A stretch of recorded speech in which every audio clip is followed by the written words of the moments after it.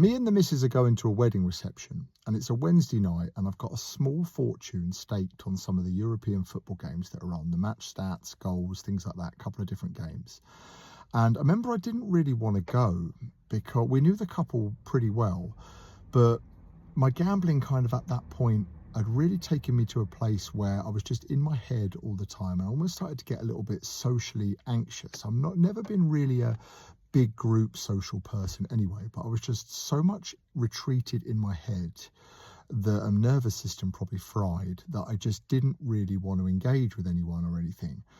So we go to this wedding and people are small talking, introducing themselves to me, and I just remember looking for any excuse to pivot away so I could check the app to see what was happening with the games that I had money on.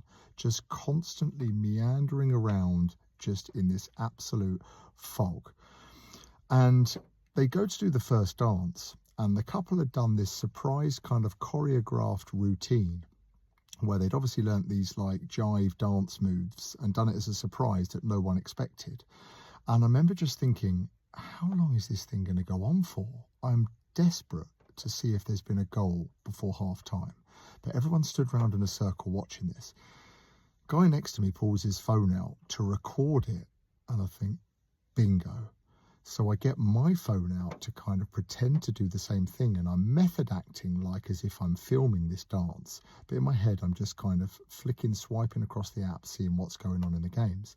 And I remember kind of looked over my shoulder and someone kind of made eyes at me as to kind of like, what on earth are you doing? With kind of like a look of sort of disgust / confusion. We could clearly see that like I had an agenda with what I'm doing and I'm pretending to be filming. And I've kind of sort of shuffled away from the missus so she can't really see what I'm doing. She thinks I'm filming as well. And I just remember like thinking to myself, how is everyone else here doing life? Like, what is this all for tonight? How is everyone doing this without a bet on?